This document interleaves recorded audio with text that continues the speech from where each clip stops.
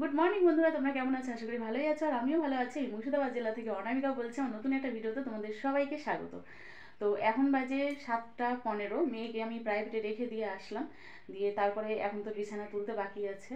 তো বিছানা তুলবো, তুলে তারপরে বাসন ধুতে বাকি আছে। আর শীতের সময় বুঝতেই পারছো, মানে একটু আস্তে আস্তে কাজ হচ্ছে, অত তাড়াহুড়ো করে কাজ করা যাচ্ছে না। আর যখন গরমকাল পড়বে, গরমের সময় আমার 6টার মধ্যে সমস্ত কাজ হয়ে যায়।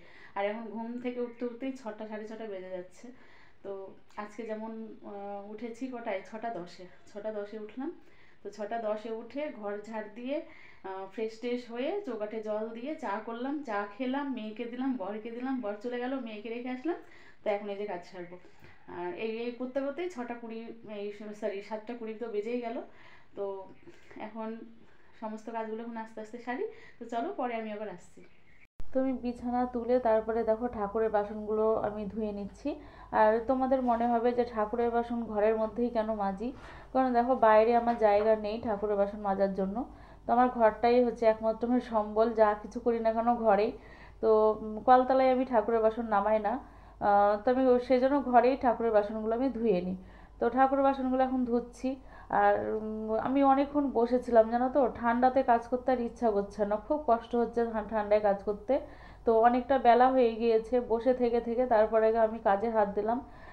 তাও একটা করে কাজ করছি বসছি, কাজ করছি বসছি, ঠান্ডাতে কাজ করতে একদমই ইচ্ছা করছে না। তো ঠাকুরের বাসনগুলো ধোয়া হলো। আর ঠাকুরের বাসনগুলো ধুয়েই আমি এদিকে ঝটপট করে ঘরটা মুছে নিচ্ছি। আর ঘরটা মুছে তারপরে আমি রান্না বান্নাও সেরে নেব।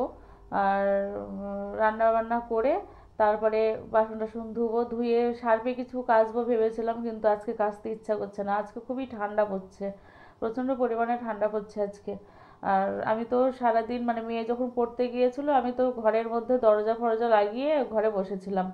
তো দেখো আমার রান্না বান্না সব হয়ে গিয়েছে। আর আমি এখন বাসন ধুতে লেগেছি। আর সিঁড়ির তলাটা দেখো কেমন একটু অন্ধকার অন্ধকার লাগছে, কারণ হচ্ছে যে আমার সামনে যে মেন গেটটা, সেই গেটটা আমার লাগানো ছিল। তো যার জন্য সিঁড়ির তলাটা অন্ধকার। আসলে ঠান্ডার মধ্যে না গেট খুলে রাখার উপায় নেই, সেই জন্য আমি গেট সবসময়তে লাগিয়েই রাখি। আর তাছাড়া ধরো বাইরে সব কাজ করে, শাখার কাজ, গুঁড়ো উড়ে, সারাদিন ঘরে গুঁড়ো উঠতেই থাকে। তো সেই জন্য আমি সারাদিনও গেটটা লাগিয়ে রাখি। আমার গেট কোনো সময় যেন খোলা থাকে না, যখন কাজ করি তখনই খোলা থাকে। তো এখন খাবো পেয়ারা। পেয়ারা কে কে খাবে বলো, হাত তুলো, কে কে খাবে হাত তুলো। তো এই পেয়ারা নিয়ে এসছে, পেয়ারাগুলো কিন্তু খেতে দারুণ পেয়ারা, জানো তো। আর ভালো পেয়ারা হলে কিন্তু খেতে তো ভালোই লাগে সবারই, কিন্তু আমার তো ভীষণ ভালো লাগে।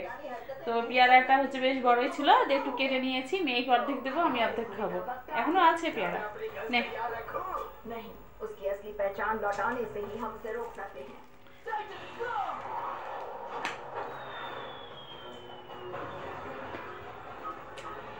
দারুণ দারুণ।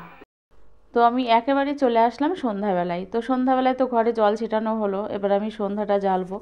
সন্ধ্যা জেলে তারপরে আবার দুধ গরম করতে আছে, চা করতে আছে, ওইটা তো রোজকার ডিউটি, একদিনও বাদ যাবে না।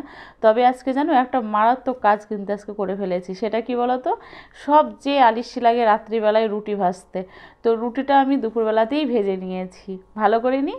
এখন ধরো সন্ধ্যা দিয়ে চা খেয়ে দুধ গরম করে ব্যাস একদম চুপচাপ বসে থাকা, নাহলে একটা পিছু টান থাকে।